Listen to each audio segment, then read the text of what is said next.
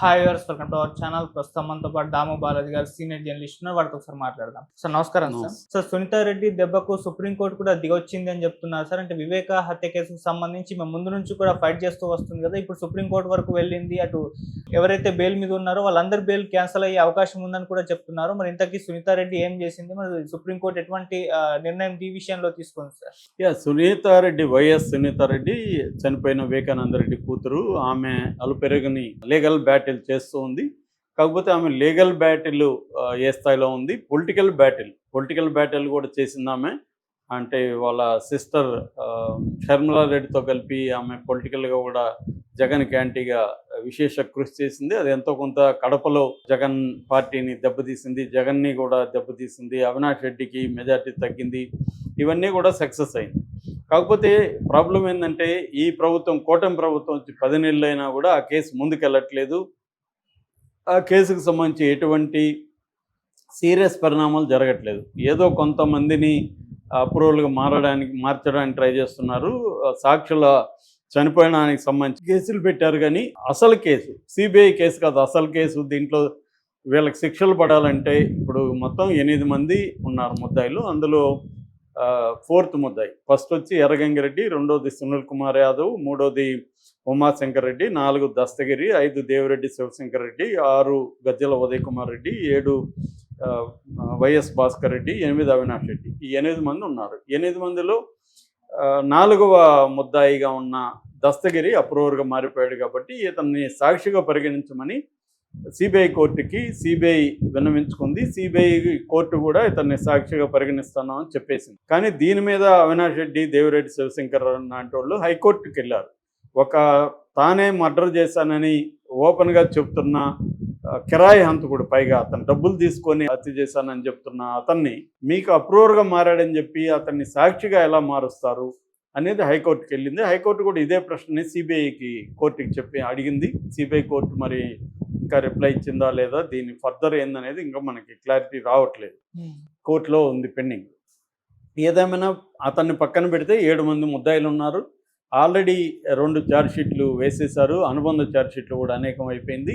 2 ఏళ్లకు ముందే supreme court deadline పెట్టింది సిబిఐకి ఫైనల్ ఛార్జ్షీట్ వేసేసి ట్రయల్కి రమ్మని. కానీ సిబిఐ 2 ఏళ్ల తర్వాత కూడా అక్కడే ఉన్నట్టుగా మనకు కనబడుతుంది. ఈ మధ్యలో పరిణామాలు వచ్చి నేను ఇందాక చెప్పినట్టుగా, ఒకటి సాక్షులు అందరూ ఒక 6 మంది అనుమానాస్పదంగా మృతి చెందారని దాని మీద ఒక సిట్ లాంటిది కూడా వేశారు. దాన్ని సిట్టు విచారిస్తుంది.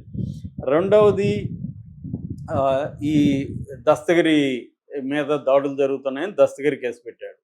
మూడవది అవినాష్ రెడ్డికి బెయిల్ క్యాన్సిల్ చేయాలి, మిగతా వాళ్ళకి బెయిల్ క్యాన్సిల్ చేయాలని ఈమె సునీతా రెడ్డి ఎప్పటి నుంచో పిటిషన్లు వేస్తుంది. దస్తగిరి కూడా వేశాడు పిటిషన్. అవినాష్ రెడ్డి వల్ల నాకు ప్రొటెక్షన్ లేదు, భయం ఉంది, అందుకని అవినాష్ రెడ్డి, భాస్కర్ రెడ్డిల పిటిషన్ బెయిల్ క్యాన్సిల్ చేయండి అని దస్తగిరి కూడా వేశాడు.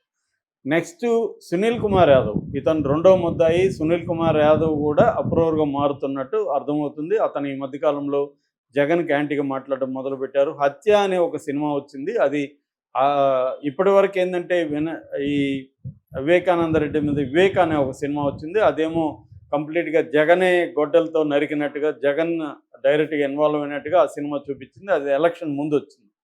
దాని తర్వాత హత్యని ఈ మధ్య సైలెంట్గా ఓటీటీలోకి వచ్చింది. ఆ సినిమాలో సునీతా రెడ్డి, వాళ్ళ భర్త నర్రెడ్డి రాజశేఖర రెడ్డి, వీళ్ళిద్దరే వాళ్ళ వివేకానంద రెడ్డిని చంపించారు అన్న వెర్షన్ని అది క్యారీ చేసింది. ఈ సినిమాలో ఇద్దరు, అంటే ఒక సునీల్ యాదవ్, ఈ సునీల్ యాదవ్ వాళ్ళ మదర్తో మిస్బిహేవ్ చేశాడు వివేకానంద రెడ్డి, అందుకనే అతను చంపడానికి వచ్చాడనేది ఒక వెర్షను. రెండో వెర్షను ఇతను మన ఉమాశంకర్ రెడ్డి, 2వ ముద్దాయి ఉమాశంకర్ రెడ్డి వాళ్ళ భార్యతో మిస్బిహేవ్ చేశాడని, అతను వచ్చాడని, ఇవన్నీ కూడా ఈవెన్ దస్తగిరి కూడా చెప్పాడు.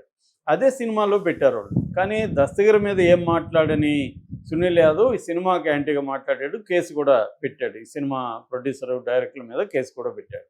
సో అతను ఒకడు అప్రూవర్గా మారే అవకాశం కనిపిస్తుంది. సో ఈ నేపథ్యంలో సుప్రీంకోర్టు నిన్న justice Sanjiv Khanna single bench అనమాట, జస్టిస్ సంజీవ్ ఖన్నా సుప్రీంకోర్టులో ఈమె బెయిల్ రద్దుకి, ఈ 7 మంది బెయిల్ని రద్దు చేయండి అని సుప్రీంకోర్టుకి వెళ్ళింది ఈమె. వీళ్ళ అడ్వకేట్ కూడా మన ఆ, సిద్ధార్థ లోత్రాని. సో ఈమె ఆర్గ్యుమెంట్ ప్రకారం ఏంటంటే వీళ్ళు బెయిల్ మీద బయట ఉండడానికి లేదు, బయట ఉండడం వల్ల సాక్షులు చనిపోతున్నారు అనేది ఆమె వెళ్ళింది. సుప్రీంకోర్టు అడిగింది, ఈమె ప్రధానంగా నిన్న అడిగింది ఏంటంటే ఈ 6వ ముద్దాయిగా ఉంటున్న గజ్జల ఉదయ్ కుమార్ రెడ్డి ఇతని దీంట్లో ఇన్వాల్వ్మెంట్ ఏందని సుప్రీంకోర్టు అడిగినప్పుడు సునీత అడ్వకేట్ ఏం చెప్తున్నాడంటే ఇతను వివేకానంద రెడ్డి చనిపోయినాక దాన్ని గుండెపోటు డ్రామాగా వీళ్ళు ప్రచారం చేశారు, అందువల్ల గాయాలు కనబడకుండా ఈ గజ్జల ఉదయ్ కుమార్ రెడ్డి కుట్లు వేశాడు, వచ్చి అతను కాంపౌండర్గా పనిచేస్తున్నాడు భారతిరెడ్డి వాళ్ళ నాన్న హాస్పిటల్ పులివెందుల్లో, అతను వచ్చి కుట్లు వేశాడు అంటే ఈ గొడ్డలి గాయాలు వాటికి కుట్లు వేశాడు. ఇది ఉద్దేశం ఏంటంటే వీళ్ళ ఉద్దేశం దీన్ని గుండెపోటుగా చిత్రీకరించాలి, హత్య కాదు, నేచురల్ డెత్ అని. బాత్రూంలో పడిపోవడం, గుండెపోటు రావడం, పడిపోవడం వల్ల తలకు దెబ్బ తగిలి బ్లడ్ వచ్చింది అన్న యాంగిల్లో వీళ్ళు చేయాలనుకున్నారు. దాన్ని బ్లడ్ అంతా క్లీన్ చేశారు. అందులో ఇతని రోల్ ఏంటంటే తను వచ్చి కుట్లేశాడు అనేది ఇతని మీద ఆరోపణ.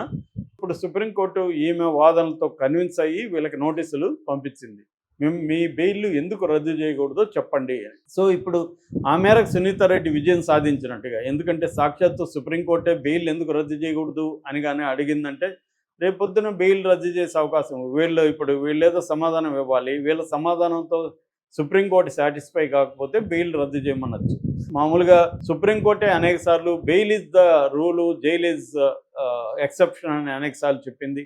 పైగా వీళ్ళందరూ కూడా ఏళ్ల తరబడి జైళ్ళల్లో ఉన్నవాళ్లే. ఇది జరిగే 6 ఏళ్ళు అవుతుంది. ఈ మార్చి 19కి 15కి నిన్నటికి 6 ఏళ్ళు అవుతుంది. సో ఈ నేపథ్యంలో వాళ్ళు 2-3 ఏళ్ళ పాటు జైళ్ళల్లో ఉన్నా కూడా నిజానికి వాళ్ళకి బెయిల్కి ఎందుకు అర్హులు కాదో నాకైతే అర్థం కాలేదు. ఎందుకంటే మీరు ట్రయల్కి ముందుగా వెళ్లకుండా ట్రయల్ లేట్ చేయడం వల్ల ఏళ్ల తరబడి జైల్లో ఎందుకు ఉండాలి వీళ్ళు? ట్రయల్ స్టార్ట్ చేయాలి కదా, వీళ్ళు ఎందుకు చేయట్లేదు అనేది ప్రధాన విమర్శ. సో మన దేశంలో లీగల్ సిస్టము, క్రిమినల్ జస్టిస్ సిస్టంలో ఉండే ప్రాబ్లమే అది. ఇన్వెస్టిగేటివ్ ఏజెన్సీలు త్వరగా చేయకపోతే ఈ ముద్దాయి రేపొద్దున వీళ్ళల్లో నిర్దోషులని తేలితే ఈ 3 ఏళ్ళు 4 ఏళ్ళు వీళ్ళకి ఎవరిస్తారు?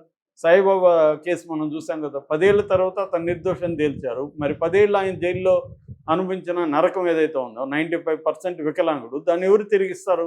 ఈ 10 ఏళ్ళు లేట్ కావడానికి ఆయన కారణము, వ్యవస్థగత కారణము.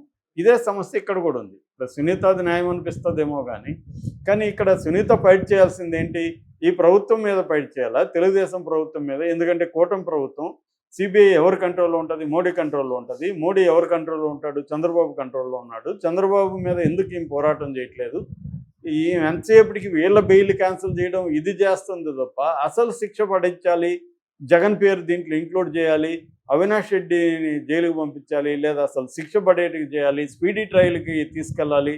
ఈ యాంగిల్లో ఆమె ప్రభుత్వం మీద ఒత్తిడి చేయలేకపోవడం కనిపిస్తుంది. అంటే వెళ్ళి కలుస్తుంది కానీ ఆమె చేత కావట్లేదు.